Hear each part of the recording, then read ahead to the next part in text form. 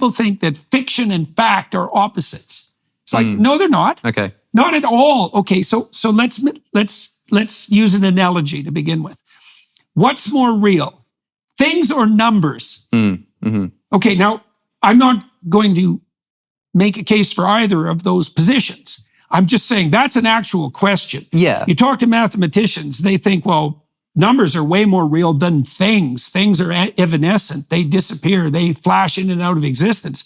Numbers are permanent. Yeah. And then you could think about it biologically. It's like, well, how useful is numeracy to survival? Yeah. Like very, right? When you become numerate, you're powerful in a way that the mere grip you have on the individual facts doesn't afford at all. So there are forms of abstraction that are clearly more real than the things from which they're abstracted, or at least as real. I would say more real because they're so powerful. Well, fiction is an abstraction. Sure. Right? And so did Hamlet exist? It's like Hamlet is the pattern of character that existed in multiple people over a very long period of time. And so Hamlet is an abstraction, like Raskolnikov in Crime and Punishment. Did Raskolnikov exist? It's like Raskolnikov existed in the soul of every Russian from like 1850 to 1990. Sure. Right. And so is it real? It's like, it's hyper-real. Yeah. Fiction is hyper-real. It's a meta-truth, as you put it in that podcast. Now, is that real? Well, when someone says, is that, if they've listened to what you've just said and understood it, then if they still ask the question, but is it real? You must understand that what they mean is like, did Alyona Ivanovna get hit in the head with an axe? Right. Like, yes or no, did that happen? Right. And again, you could still resort to saying, it happened in the heart of every Russian who's ever thought about killing their mother-in-law. I would say no to that specific But no, question. right? No is the answer. And so, and we can say no with confidence because we know that Dostoevsky sort of thought this up. Yeah. With something like the Egyptians walking through the desert, we can't as confidently say it's something like, no, that didn't happen. But we'd have to be more humble in saying something like, I don't know. But the comparison I made in this video, I put two questions side by side. You were asked by Douglas Murray, did Raskolnikov exist? And you say, well, I think that the events literally didn't happen, but that kind of misses something and there's something more to talk about. And then you're asked, the pattern is extremely real. Sure. Then you're asked about Cain and Abel, did the story of Cain and Abel happen? Yeah, that's like better example. A famous, the question, did that happen, begs the question, if you've got to consider, and you sort of, in a way that it seems strange to me that the ease with which you were able to say of Raskolnikov and Dostoevsky, well, no, that didn't literally happen, of course, but you've got to understand that there's another sense in which we've got to talk about the truth of the story. Well, the Cain and Abel story is quite complex because you could imagine easily that there was a fratricide at some point in the past that was of sufficient emotional magnitude to have stories aggregate around it, to have an account aggregate around it. So it's easiest to presume that because why not? It's perfectly plausible that a primordial murder of that sort happened in the memory of that tribal people and was represented in that manner. Now, as the account, and Iliad has done a very good job of pointing out how this develops too. You could think of Iliad's work on the mythologization of stories as an extension of Dawkins' idea of the meme, because Iliad discusses in great detail how an account mutates to, what would you say, to be maximally memorable across time.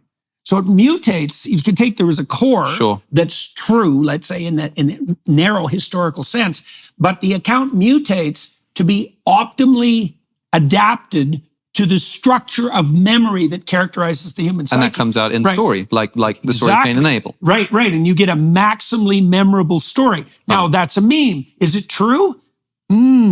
That's a hard question because, you see, I think Cain and Abel probably belongs more on the sort of brooding over the face of the waters category than it does Exodus category, for example. So I think with Cain and Abel, there's very little detail in it that would make it a specific historical event, right? I mean, because it's two generic brothers and there's a generic murder. But it's interesting too, because even in the case of a specific fratricide, let's say, Yeah, that actually that really happens in the happened. world. Well, there's all sorts of principalities involved in the background, Yeah. right?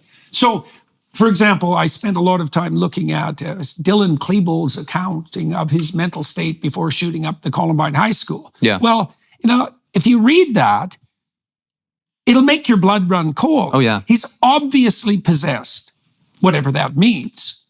Whatever that means. Well, happy to accept the word possessed. Well, look what he did. Knowing, in part, don't take this the wrong way, knowing that I'm speaking with you, Yeah. I'm not going to take that as literally as I would if I was speaking to Yeah, well, literal is a evangelical. very hard thing in a circumstance like that, because I'm happy with the word Klebold possessed, invited fine. something in, Sure. and it wasn't pleasant, and Yeah. it had its way with him, right? And the results, although dreadful, were nowhere near as dreadful as he was hoping they would be, right? It's dark. And is that real? So what happened there? It's like, well, one way of describing it is that, a alienated young man shot up a high school. Another way of representing it, which may be more true, is that it was another, what would you say, punctuated episode of a cosmic drama that's been going on forever. Fine. And it isn't obvious to me at all which of those two accounts is more real. Well, it depends on what specific questions being asked. For example, right now, suppose that you were a witness to this crime, and the police pull you into questioning as a witness. Yeah. And they say, we're trying to gather information to try and, catch the suspects. So suppose that there's no suicide involved. The suspects at large. Yeah. And they're trying to get your help. And they say, so Dr. Peterson, what happened? And you say, well, I think what happened was the continuation, sort of a punctuation in the long paragraph of the cosmic drama that is our human existence. And the police sort of say, that's not what we meant. okay, but come on, help me out here, man. Yeah, right. Really, and I think Right. that's a what level people are doing with the religious question. Well, that's a level of analysis problem. So we went back. When we started this discussion, you talked about the infinite regress for purposes for writing an essay, right? So what are you doing when you're writing an essay?